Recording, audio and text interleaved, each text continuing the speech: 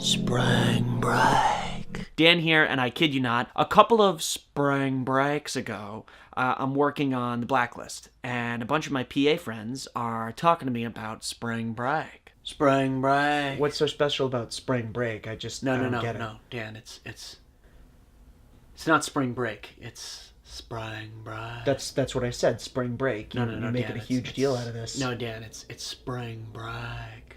Turns out they're all quoting this, at the time, very recent film, Spring Breakers. I can't say it in normal conversation anymore without thinking about spring break. So they tell me it has partying and exotic supercars and guns and existential life crises.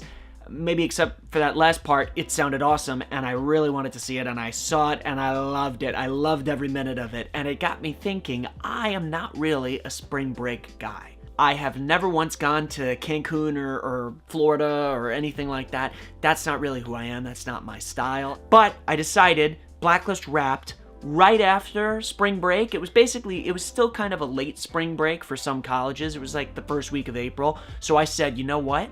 I'm gonna take a road trip. Drive up north to Lake George, New York, swing into Vermont, through the Green Mountains, through Massachusetts and Connecticut, back to New York. Spring break. My buddy had the same week off that I did after my job ended, so two amigos, we hopped in the car, we started driving with no real plan. We kind of just drove, and it was actually a blast. Spring is in full swing, summer's on the way.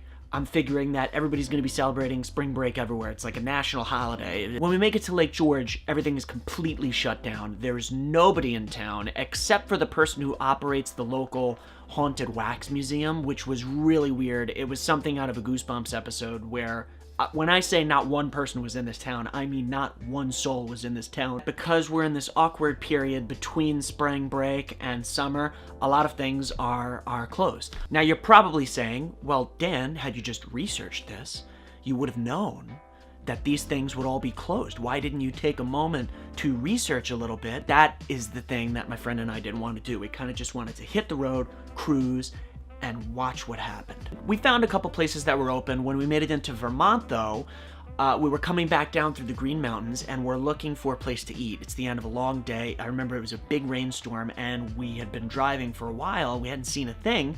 All of a sudden, this nice little restaurant pops up out of the corner of our eyes. We swing into the parking lot. We get out in the rain, walk to the door, only to realize that the place is closed, and on the door, there's a printed sign that says, "Closed for spring break."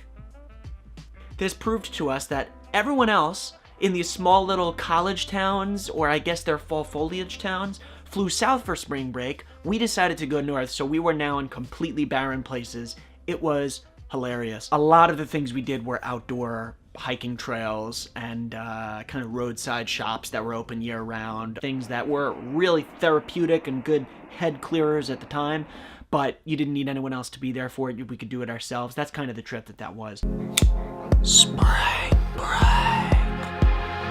On our way back to New York now, and it's evening. The sun is still out. It's on its way down, but we pass by this restaurant on the side of the road that's open. We just kind of swerved in and said, if we don't stop here, it could be hundreds of miles before we see another restaurant that's actually open right now. We're going in. We're somewhere in Massachusetts, and the name of the restaurant is called The Bridge Restaurant.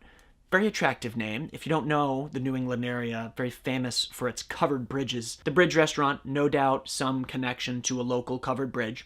We walk inside, and the first thing that happens is the hostess asks us where we'd like to be seated. Hello, gentlemen. Welcome to the bridge. Where would you like to sit? Thank you. We would love to sit near a window, wherever we could see this bridge that you guys are named after. We get that a lot. Unfortunately, you can't see the bridge from the restaurant. You can't see it's in the back. You have to take a little walk to get there. Okay, is there some good view that we could maybe sit at? Well, there's a good view of the parking lot if you want to keep an eye on your car. That's okay. My friend and I guess, had it in our head that we were traveling this majestic road trip, and we thought there might be a nice view of the bridge since the place is called The Bridge Restaurant, but that's okay. It's a nearby landmark. We don't need to actually see it. It was there. We're seated. We get our menus. Nice wide selection. All the food seems great. But as we're flipping through and we're placing our orders, we kind of look up to the side and we see there's a television in the room. And on the television is a slideshow that's playing in the background. There's no music. You've probably been to a restaurant that has something like this going in the background, but this slideshow wasn't of just stock landscape photography. It looked like the owner of the restaurant went on a vacation with his family to Aruba, and he took a bunch of photos with his family at the beaches, and he just put it up on the monitor for everyone to see. And these weren't professionally taken photos either. They were the kind that, one of your parents might take on one of those old digital point-and-shoot cameras. It was a strange slideshow, and it didn't really fit with anything else at the Bridge restaurant. Later, the food comes. It was good. For the place that we were in, it was a good meal. One of us did order some mozzarella sticks that arrived cold. That was probably the only negative moment, and not the kind of gooey, juicy mozzarella stick image you may have in your head. But, we're leaving, walking out the parking lot, and then we look up to the Bridge restaurant sign that we saw when we pulled up, and right below that, what we didn't notice when we were coming in is a little billboard, and it says on the sign, "Some like it hot. Some like it hot." And I just look at my friend and we die laughing. I don't know why.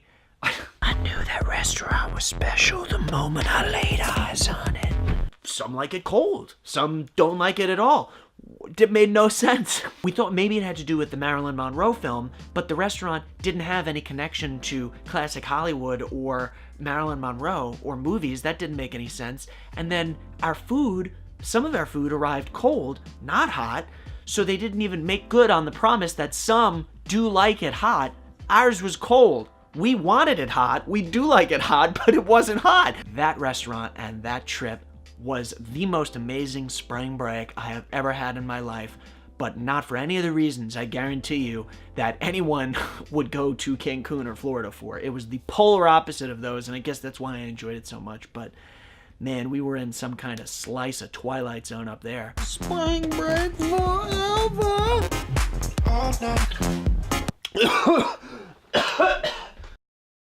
One, thank you very much for watching, and two, while I'm editing this video, I realized that I'm very close to 10,000 subscribers, it looks like, which is huge, and I would love to do a video to commemorate that number. Don't know if maybe you'd like to see a Q&A, or I've never done a Twitch stream before. Please comment below. Or did you know you can email me too? I have that address that I made for the channel, and nobody ever emails me.